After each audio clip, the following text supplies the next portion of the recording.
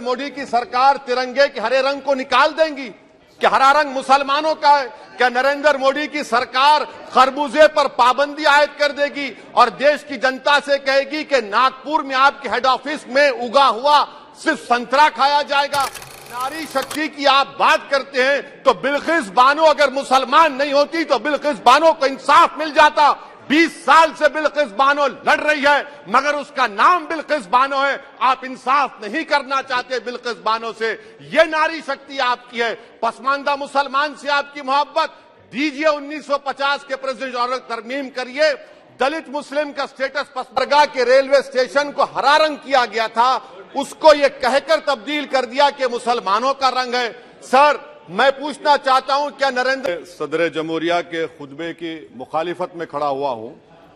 मैं बरसर इख्तिदार जमात से जानना चाहूंगा, क्या ये सच नहीं है, क्या ये सच नहीं है कि आप ही के आदाद शुमार 75वां NSSO का डेटा ये कहता है कि 25% मुस्लिम बच्चे पैसों की गुर्बत की वजह से तालीम से ड्रॉप आउट हो जाते हैं? क्या ये सच नहीं है कि 7 साल से ऊपर जो बच्चों का खवानगी का तनासुब है तमाम मज़ाहिब में सबसे कम मुसलमानों का है? क्या ये सच नहीं है कि ग्रॉस अटेंडेंस रेशियो तमाम मज़ाहिब का सबसे कम मुसलमानों का है? क्या ये सच नहीं है कि सबसे कम एनरोलमेंट जो होता है वो मुसलमानों का है? क्या ये सच नहीं है कि AISHE की रिपोर्ट ये कहती है कि हायर एजुकेशन में मुसलमान का तनासुब 5% से 4% पर आ चुका है? और ये सरकार इन तमाम आदादो शुमार को देखते हुए, इनके आदादो शुमार को सामने रखते हुए सदर जमहूरिया के खुतबे में लफ्ज अकलियत का, माइनॉरिटी का जिक्र भी नहीं किया गया, जो भारत की आबादी का 19% का हिस्सा है। ये इनकी मोहब्बत है अकलियतों से और मुसलमानों से।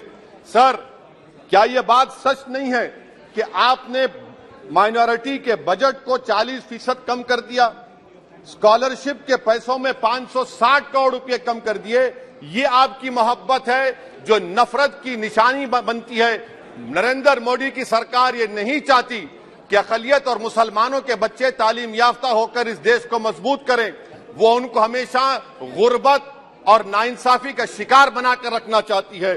सर, दूसरी बात इसमें यह है कि आज अक़लियतों को मुसलमानों के ताल्लुक से कोई महीना ऐसा नहीं जाता जहां पर उनको जान से मारने की धमकी नहीं दी जाती। बरसर इख्तिदार जमात के एक MP साहिबा ने कहा कि चाकुओं को सिर्फ तरकारी के लिए इस्तेमाल मत करो, गर्दनें काटने के लिए इस्तेमाल करो। बरसर इख्तिदार जमात के एक MP ने दिल्ली में कहा कि मुसलमानों का समाजी बायकाट करो। बरसर इख्तिदार जमात ने गुलबर्गा के रेलवे स्टेशन को हरा रंग किया गया था, उसको ये कहकर तब्दील कर दिया कि मुसलमानों का रंग है। सर, मैं पूछना चाहता हूं, क्या नरेंद्र मोदी की सरकार तिरंगे के हरे रंग को निकाल देंगी? क्या हरा रंग मुसलमानों का है? क्या नरेंद्र मोदी की सरकार खरबूजे पर पाबंदी आयद कर देगी और देश की जनता से कहेगी कि नागपुर में आपके हेड ऑफिस में उगा हुआ सिर्फ संतरा खाया जाएगा? सर, नारी शक्ति की आप बात करते हैं तो बिल्किस बानो अगर मुसलमान नहीं होती तो बिल्किस बानो को इंसाफ मिल जाता।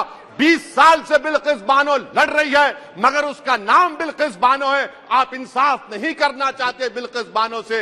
ये नारी शक्ति आपकी है। पसमानदा मुसलमान से आपकी मोहब्बत, दीजिए 1950 के प्रेसिडेंट ऑर्डर तरमीम करिए। दलित मुस्लिम का स्टेटस पसमानदा को दीजिए। आप नहीं देना चाहते। क्या मजहबी आजादी का उनको हक हासिल नहीं है? स्पीकर साहब, मैं मुसलमान हूं, मेरे बगैर ये मुल्क नामुकम्मल है। मैं इस मुल्क का यरगमाल नहीं हूं, मैं इस मुल्क का कैदी नहीं हूं।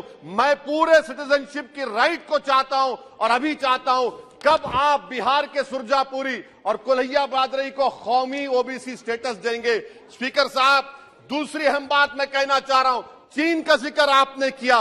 क्या प्रधानमंत्री अपनी जबान को जुम्बिश देंगे और चीन का नाम लेंगे? क्या आप चीन को डेमचौक और डेमसांग से उखाड़ कर फेंकेंगे? DGP कॉन्फ्रेंस में चेयरमैन साहब कहा गया कि 65 पेट्रोलिंग पॉइंट में से 26 पेट्रोलिंग पॉइंट पर भारत की फौज पेट्रोलिंग नहीं कर सकती है। चीन से आप डरते हैं। अरे, डिसएंगेजमेंट हुआ तो डीएस्केलेशन कब होगा? डी इंडक्शन कब होगा? चीन से आप डरते हैं। 3 साल से चेयरमैन साहब 50,000 भारत की फौज हजारों फीट चोटियों पर बर्फ में खड़ी हुई है। देश के प्रधानमंत्री को क्या भारत की आवाम पर भरोसा नहीं है, भारत की फौज पर भरोसा नहीं है? अरे चीन का नाम लीजिए वजीर आजम, डरिए मत चीन से। तीसरी पॉइंट सर, हमारे कानून के मंत्री चले गए पैराग्राफ 79 और 82 में बेसिक स्ट्रक्चर पर, आईनी ओहदों पर बैठे हुए लोग बेसिक स्ट्रक्चर पर तनकीद करते हैं, लॉ मिनिस्टर कॉलेजियम पर तनकीद करते हैं। इस ऐवान में जब एनजेसी का बिल आया, मैं वाहिद एमपी था, अब याद होगा आपको, जो मैंने कहा था कि भारत के संविधान के खिलाफ होगा बेसिक स्ट्रक्चर के। इंदिरा गांधी से सबक हासिल करना चाहिए। इंदिरा गांधी कहती थी कि जुडिशियरी मेरी पाबंद होना, अब नरेंद्र मोदी कहते हैं कि जुडिशियरी मेरी वफादार होना। इंदिरा गांधी ने 42nd अमेंडमेंट किया, देश की जनता ने इंदिरा गांधी को इख्तियार से बेदखल कर दिया। आप वही इंदिरा गांधी के इराक को ला रहे हैं। आप बताइए स्पीकर साहब, क्या ईसाई मानने वाले व्हाइट टेरर हैं? क्या ईसाई मजहब के लोग व्हाइट टेरर को फरोग देते हैं? आप बताइए। मैं यहां पर जजेस को तहफ्फुज करने के लिए नहीं खड़ा हूं, मैं बेसिक स्ट्रक्चर की हिफाजत में बोल रहा हूं। मैं अदलिया की आजादी के लिए खड़ा हूं, मैं एग्जीक्यूटिव की आजादी के लिए खड़ा हूं, लेजिस्लेचर की आजादी के लिए खड़ा हूं।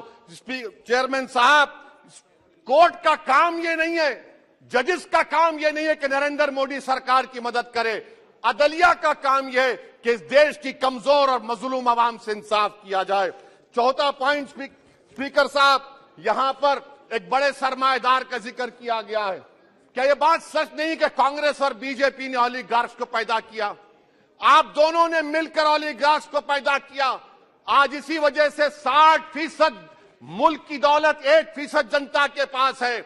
आप दोनों ने बैठकर मलाई खाई और गरीब और नौजवान पिस रहा है। अरे बताओ, ये जो 28 लोगों की लिस्ट है जो देश का पैसा खाकर भाग चुके हैं या बैठे हुए, उसमें कोई मुगलों का नाम है क्या? कोई मुगलों का नाम नहीं है, मगर आप उस पर कुछ नहीं बोलेंगे। संडेसरास कंपनी 15,000 करोड़ नाइजीरिया और केनिया की कोर्ट में जाकर कहती हैं कि हम हिंदू हैं, भारत को आएंगे तो परसिक्यूशन होगा। आपने कोर्ट में कुछ नहीं कहा, वहां पर एसआईटी आपने बनाई। मगर शुक्र है, मैं लाइटर वेन में कह रहा हूं कि हाइडनबर्ग अगर यहां होता तो यूएपीए लग जाता उस पर। और सर, मैं नरेंद्र मोदी सरकार को मशवरा दे रहा हूं लाइटर वेन में कि ये अंग्रेजी का अल्फाबेट ए बड़ा अशुभ है आपके लिए। AA को आपने कहा कि बेटा फाइटर एयरक्राफ्ट बनाओ, बैंकरप्ट हो गया। अब कैपिटल A को आपने 17 इंडस्ट्री दे दिए, हम पूरे विश्व में मार्केट कैप हमारा 5वें नंबर पर आ गया। सर देश के प्रधानमंत्री से बताना चाह रहा हूं कि वजीर दाखिला का नाम भी ए से शुरू होता है।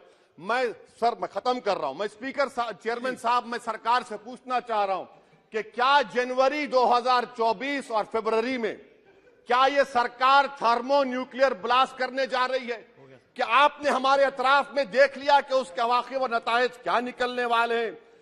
चेयरमैन साहब, मैं आपको बता रहा हूं कि चीन के बारे में क्या हमको बीबीसी की की रिपोर्टिंग की जरूरत पड़ेगी, जिस तरह 2002 गुजरात के बारे में कहा गया। स्पीकर साहब, अकलियतों के बारे में, मुसलमानों के बारे में एक शायर ने कहा था, आग से आग बुझाने को कहा जाता है, जख्म पे जख्म खाने को कहा जाता है। हम वफादार है बताने के लिए, हमको अपना सर कटाने के लिए कहा जाता है। सर, देश के प्रधानमंत्री पूरे फॉरेन टूर में जाते हैं, वहां पर गांधी का नाम लेते हैं। मुझे अप्रीहेंशन, खदशा इस बात का है कि इस देश में 2 बाबा कौम हो जाएंगे, एक सावरकर होगा और एक सौतेला बाबा कौम। कहीं आप महात्मा गांधी को ना बना दे तो सर मैं खत्म कर रहा हूं सर। इसीलिए मैं आपके जरिए से हुकूमत से मुतालबा करता हूं कि प्लेसेस ऑफ वर्शिप एक्ट को डिस्टर्ब ना किया जाए, मुसलमानों का अक़लियतों का बजट बढ़ाया जाए, बिल्किस बानो से इंसाफ करिए, चीन से मत डरिए प्रधानमंत्री, चीन को काट पर फेंकिए। शुक्रिया सर।